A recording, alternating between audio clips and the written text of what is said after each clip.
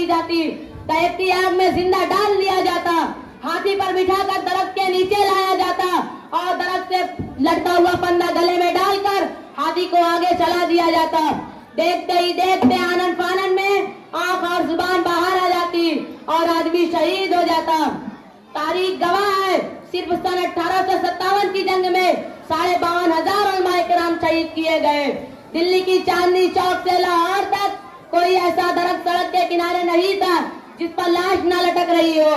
मोहतरम हजरात, ये तो मुख्तसर सी झलक थी, वरना तारीख का अक्सर हिस्सा पेश किया जाए तो रोंगटे खड़े हो जाएंगे और जुबाने हाल से ये कहने पर मजबूर होंगे कि वाकई ये आजादी बिना मुसलमानों के मुमकिन ही न थी। लेकिन अफसोस, आज के हुक्मरान मुसलमान मुजाहिदीन का नाम लेने से भी कतराते हैं।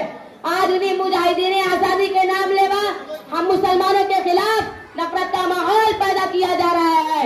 आज मुसलमानों को शक की निगाहों से देखा जा रहा है।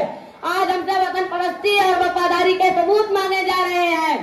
जब गुलिस्तान को खून की जरूरत पड़ी, सबसे पहले हमारी ही गर्दन कटी। फिर भी कहते हैं हमसे ये अहले चमन, ये चमन है हमारा तुम्हारा नहीं।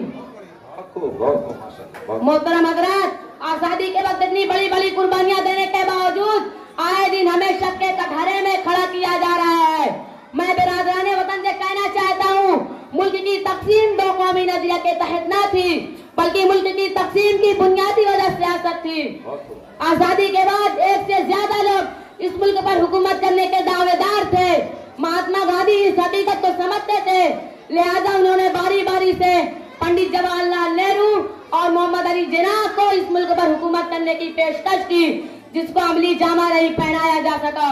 ये सवाल फिर कभी न खड़ा हो, लिहाजा एक छोटी समझी साजिश के तहत जमीन का एक टुकड़ा देकर मोहम्मद अली जिन्ना को हमेशा हमेश के लिए दावेदारी से अलग कर दिया गया। बल्कि मुसलमानों के दामन पर तकसीम वतन का एक दाग भी लगा दिया गया, ताकि फिर उनमें से कोई मुल्क पर हुकूमत का तस्वुर भी अपने ध्यान में ना ला सके।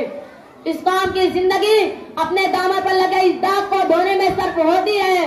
मुल्क में कहीं बदअमनी हो, इल्जाम उस पर लगता रहे, कहीं फिरका वाराना फसादात हो, जिम्मेदारी उस पर आयद की जाती रहे। तारीख गवाह है, फसाद में मालो जान का सबसे ज्यादा नुकसान इसी कौम का हुआ और मौरद इस्लाम भी इसी को ठहराया गया। आज हम सब इस जश्न आजादी के मौके पर हुकूमत से मुतालबा करते हैं कि मजहब के नाम पर खून बहाने वाले, मजहब के नाम पर भेदभाव करने वाले वतन दोस्त नहीं हो सकते। फिरका परस्त अनासिर, उनका ताल्लुक चाहे जिस जात या मजहब से हो, वो इस मुल्क की जमहूरियत पर बदनुमा दाग है, वो इस मुल्क की अजमत पर बदनुमा दाग है। उन दागों को मिटाना होगा।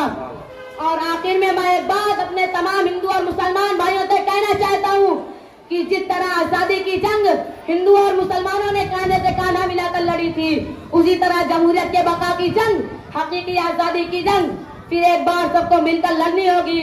यही सच्चा खिराजे अकीदत होगा तमाम मुजाहिदीन आजादी को, और तभी हम दे सकेंगे अपनी आने वाली नस्लों को एक ऐसा प्यारा अमन का गहवारा हिंदुस्तान जिसका तस्वुर अक्सर मुजाहिदीन आजादी ने किया था। हिंदुस्तान जिंदाबाद, यौम आजादी जिंदाबाद, 15 अगस्त जिंदाबाद। माशाअल्लाह माशाअल्लाह, बहुत अच्छा। अस्सलाम वालेकुम व रहमतुल्लाहि व बरकातहू।